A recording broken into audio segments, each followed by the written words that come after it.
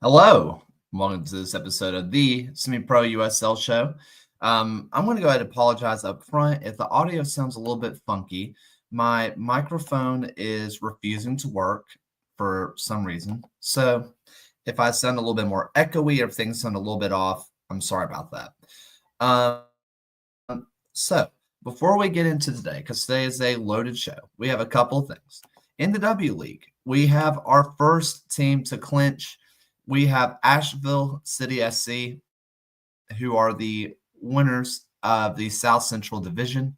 They locked it up last night with a 2-1 win over Tennessee SC. So congratulations to Asheville. They were a very, very good team. And on top of that as well, we had some fun news. 13 W League players were called up to the U.S. Youth National Team ID camp, which, if I remember right from Nicholas Murray, he said that 1/3 of the ID pool, the talent pool, came from the W League. So I want to just give a shout out to Emily Edwards, Olivia Geller, Sarah Martin, Adeline Todd, Amelia Dre, Ellery Fife, Millie Greer, Malia Martin, Ava Priest, Ava Vera Plunke, whichever one it is. I'm so sorry. Kuni Hirari, Hire, it's Hire, maybe. Zoe Main and Austin Miller.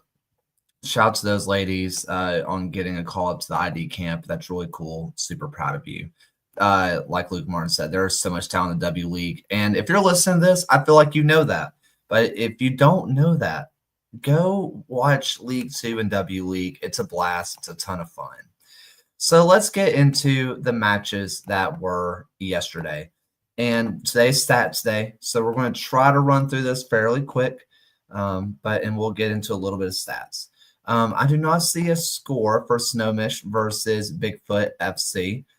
Do not see it show up here, so we'll see. Akron City down FC Buffalo 3-0.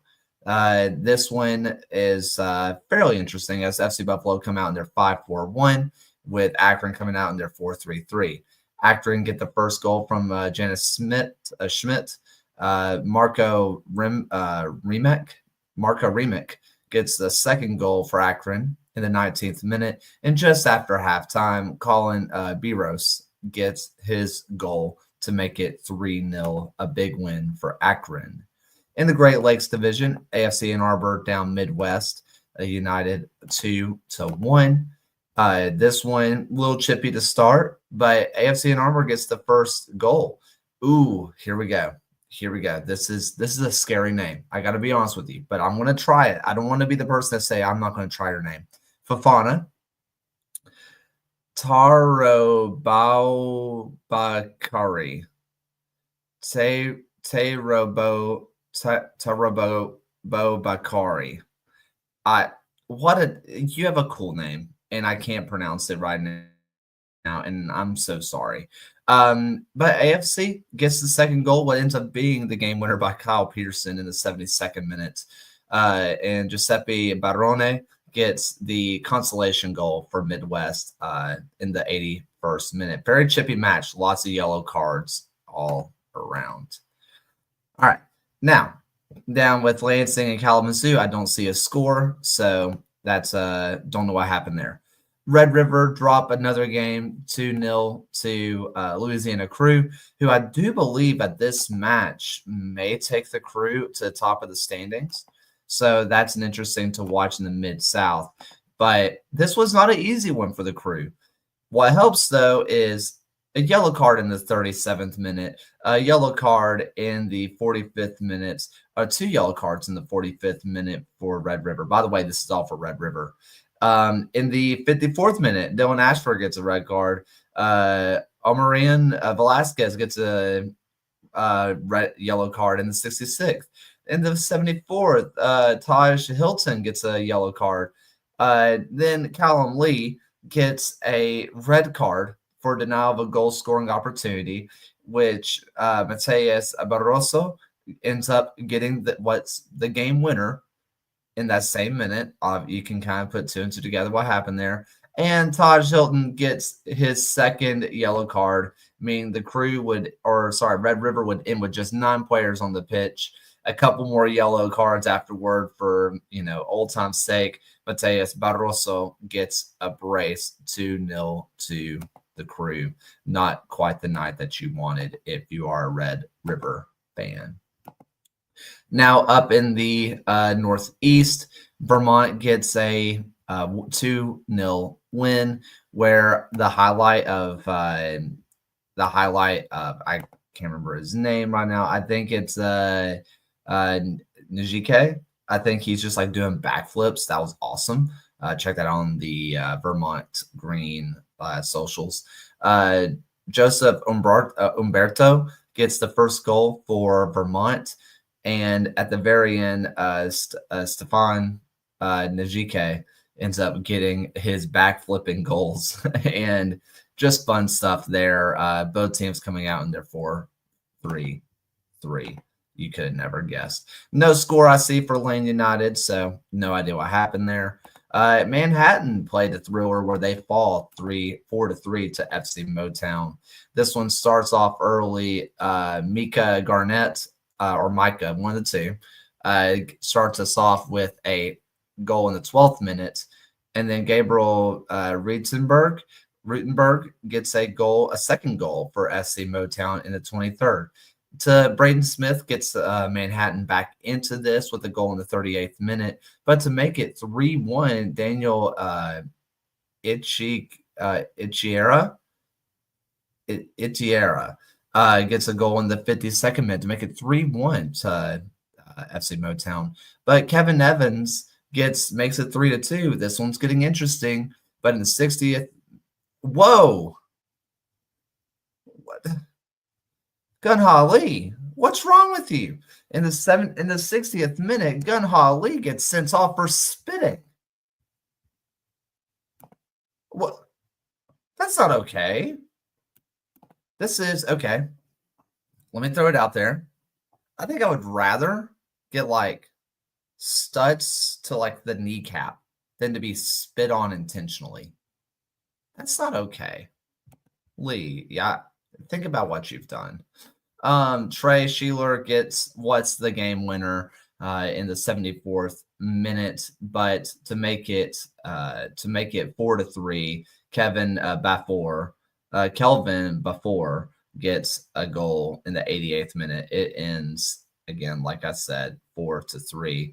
FC Motown was in their 3-4-1-2. Very fun to see. Just a fancy 3-4-3, and Manhattan in the 4-3-3. Lee, you can't do that, man. That's effed up. That's messed up. It's really messed up. All right. In Birmingham, Legion FC versus Southern Soccer Academy, it is a 1-1 draw. Birmingham Legion come out in their 4-4-2, with the Swarm coming out in their 4-3-3. This one was pretty boring to begin the match as it gets moved to another location because it just does not stop raining in the southeast. Alan Melendez gets the first goal and only goal for Birmingham Legion, but just a few minutes later, Caleb Johnson gets the equalizer. It's a draw down there in the South Central. And finally, in League Two, Westchester United wins 3-1 over LVU Rush. This one was a little chippy to begin with, but ends up being like I said, a 3-1 win. Westchester gets the first goal. Paulo Campula gets a goal as Westchester come out in their 4-2-3-1, and the LVU come out in their 3-3-4-3 or 3-4-1-2, however the coach wants to say it is. But LVU gets the equalizer. Colin Muller gets a goal, but Westchester puts, foot on throat. William Beckwith and Luke Martelli gets goals in pretty quick succession to make it 3-1. And that's what happened yesterday in League Two. So let me change this over. We're going over to some W League scores, where some of these have not been reported. But, there was a whole lot. I just didn't change it over. I had some computer issues earlier, and I was like, why is there so many matches that happened yesterday? I don't remember that. It's because they didn't happen yesterday. That's why. A whole lot less. Legion versus Southern Soccer Academy. I do believe Southern Soccer Academy won that one 2-1, but it's not showing up on a visual report. Virginia Atlantic fall 2-1 to Virginia Beach. That said, the Atlantic WFC gets the very first goal. Mary Boateng gets a goal in the 43rd minute. Shani Diaz equalizes in the 60th minute, and in the 89th minute, Sydney Miller ends up getting the game winner for Virginia Beach. Oakland Soul get a 5-1 win over the Martin FC Sounders. That said, it's the Sounders that started off. Brianna Salvetti gets the first goal and only goal for the Sounders as they come out in their 5-2-3. Meanwhile, the Soul in their 4-1-4-1. And it's a bunch of goals in the first half of the Soul that make a difference. Samantha Tran in the 21st. Allison Montoya with the second goal. Shaylin Murrison with to make it 3-1. And Samantha Tran with a brace to end the first half 4-1. And to end the match, Keely Roy or Keely Wah, I'm not sure which one it is. I'm going to assume Roy. Keely Roy gets the 90th minute goal to make it 5-1 for the Soul. Albion SC Colorado get a 2-1 win over Flatirons FC. Albion come out in their 3-5-2 with Flatirons in their 4-3-3. Boring first half for the most part. Albion get the first goal, Amelia McManus, in the 67th. And what ends up being the game winner, Mallory Allen, in the 82nd. And as a nice consolation, Madison Steiner gets the goal to make it 2-1 for the Flatirons. Sorry, got a little something in my throat. Flower City, 1872, fall 3-0 to FC Buffalo. FC Buffalo gets started in the 12th with Skylar Cornell in the 12th minute. In the 22nd, Paige Szymanski gets her goal. And to make it 3-0 in the first half, Elizabeth Harkness, what a cool name, gets a goal in the 36th minute. Easy for me to say. Both teams, Flower City come out in their 4-3-3. FC Buffalo in their 5-2-3. All right, let's look on down now at Sioux Falls as they get a pretty big relative upset, 1-1 draw over Minnesota Aurora.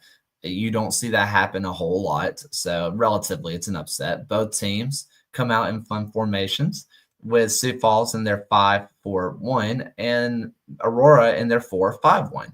Very fun stuff. Aurora gets started in the first half with Catherine Rapp getting her goal in the 50th.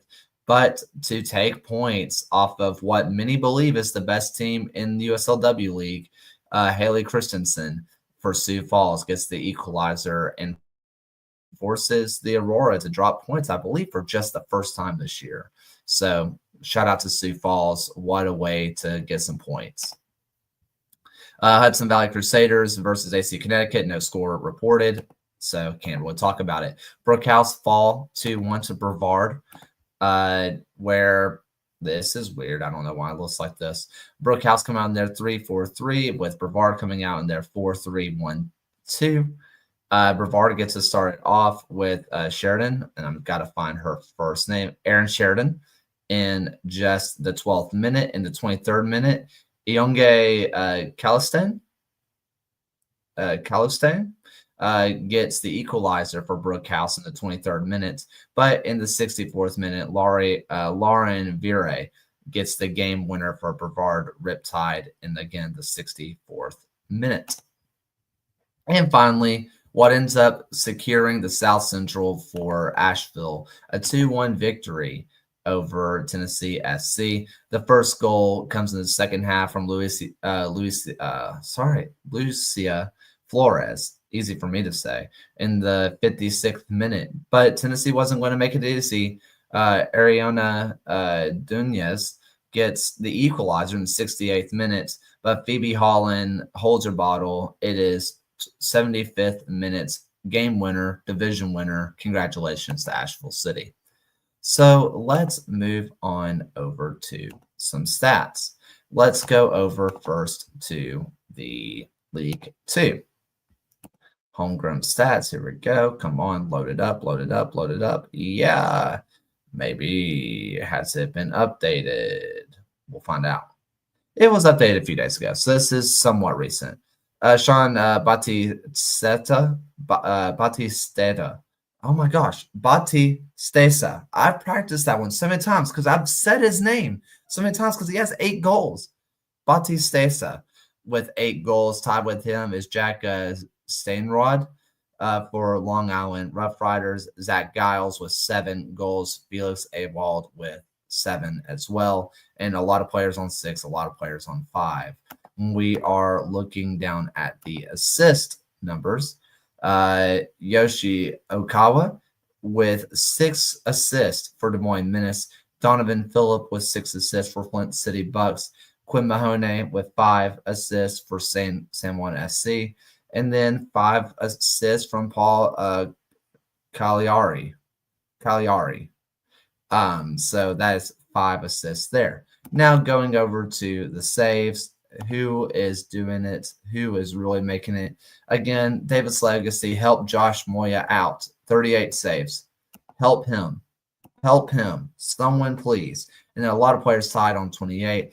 Robert Reeder, Philip Falcon, Luca Marinelli, Jack Christini, and Alexander Drexler, all on 28 saves. Let's go out now to the W stats. There we go. Doing great. Everything's going great. All right. This one has been updated as well. Jenny Lackey with 8 goals so far for FC Olympia. Samantha Urbach on 7 for Kingshammer FC Cincinnati. And a whole lot of players on 6. In the assist charts, Leah Kunde with 5 assists. Audrey Shackelford with 5 assists. Skylar Cornell with 4 assists. And Rachel Walters with 4 assists as well. And let's go down to those keeper saves. Who's doing it? Who's standing on their head? Kenon Dahama with 33 saves. Right behind her is Griselda Revolrio with Cleveland Force with 32. Emily Edwards, who again got called up to the U.S. Women's National Team, the ID camp with 31 saves, and a couple on 30, a few on 29, a few on 28, a few on 27, so on and so forth.